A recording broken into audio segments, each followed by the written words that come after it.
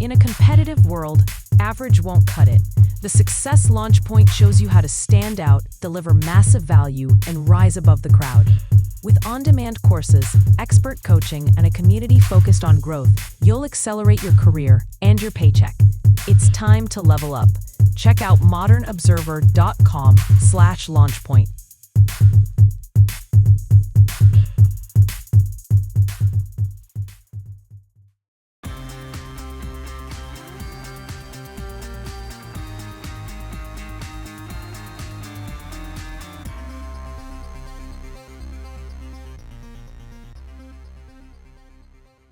Gaza peace talks, the Biden administration spied on opponents, another French prime minister resigns, and more.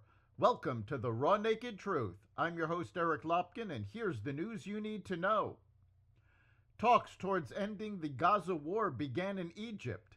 Yesterday, on the eve of the 2-year anniversary of the October 7th, 2023 attack that prompted the war in Gaza, Israel and Hamas started indirect talks in a Red Sea resort town to discuss President Trump's 20-point peace plan. Both sides are under pressure to agree to a ceasefire, but they are also believed to be far apart on key issues, including whether Hamas will disarm and the withdrawal of Israeli troops. Going into the discussions, Hamas said it would agree to release its remaining hostages in exchange for a release of Palestinian prisoners held by Israel, but those details are still being hashed out as well. The White House is pushing for the talks to move quickly, and the initial phase is likely to take several days. The government shutdown that began October 1st at 12:01 a.m. shows no sign of ending anytime soon, and some lawmakers now see October 15th as the real negotiating deadline, according to Politico. That is when active duty military members are supposed to be paid.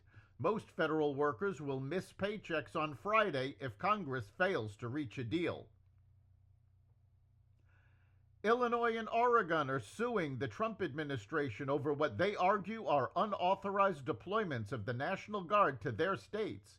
In Oregon, a federal judge blocked Trump's activation of 200 state guard troops, then issued a second ruling stopping the administration's workaround, sending troops from Texas and California instead. President Trump said Monday he may invoke the Insurrection Act to deploy federal troops to Portland, calling ongoing protests there a form of criminal insurrection.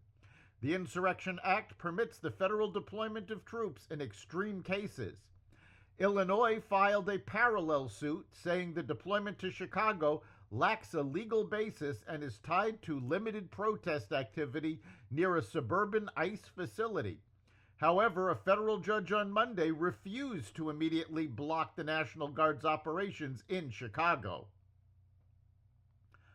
The Biden administration used the FBI to spy on its political opponents. Former special counsel Jack Smith was allegedly tracking the private communications and phone calls of nearly a dozen Republican senators as part of his investigation into the January 6, 2021 Capitol riots, Fox News Digital has learned. A document reviewed by Fox News Digital revealed that Smith and his Arctic Frost team investigating January 6th were allegedly tracking the phone calls of GOP Senators Lindsey Graham of South Carolina, Marsha Blackburn of Tennessee, Ron Johnson of Wisconsin, Josh Hawley of Missouri, Cynthia Loomis of Wyoming, Bill Hagerty of Tennessee, Dan Sullivan of Alaska, Tommy Tuberville of Alabama, and GOP Representative Mike Kelly of Pennsylvania. The document, recently discovered by FBI Director Kash Patel and exclusively obtained by Fox News Digital, is titled Cast Assistance and dated September 27, 2023. CAST refers to the FBI's Cellular Analysis Survey Team. French Prime Minister Sébastien Lecornu resigned after less than a month in office on Monday and less than 24 hours after naming a new government that prompted a key coalition ally to withdraw support. The move deepened the country's political crisis and left President Emmanuel Macron with few options. The presidency said that Macron, who has been hitting record lows in opinion polls, accepted the resignation. Le Cornu had replaced his predecessor, François Bayrou, on September 9th to become France's fourth prime minister in barely a year during a prolonged period of political instability. Le Cornu is now the shortest-serving prime minister in the history of the Fifth Republic, which started in 1958. The Supreme Court is set to convene Tuesday to consider a legal battle involving a Colorado law banning conversion therapy treatment for minors, brought by a licensed counselor in the state, which she argues unconstitutionally censors her conversations about gender dysphoria and sexuality with young clients. Fifth Third to buy Comerica as regional lenders consolidate. In what Bloomberg calls the biggest U.S. bank deal this year, Fifth Third said it would acquire Comerica for $10.9 billion in stock. The acquisition, expected to close in the first quarter next year, would create the ninth largest bank in the country with $288 billion in assets. The announcement sent Wall Street tongues wagging about whether a wave of consolidation could be coming to regional banking, as smaller banks look to compete with giants like JP Morgan and may want to take advantage of the Trump administration's more open stance towards big mergers.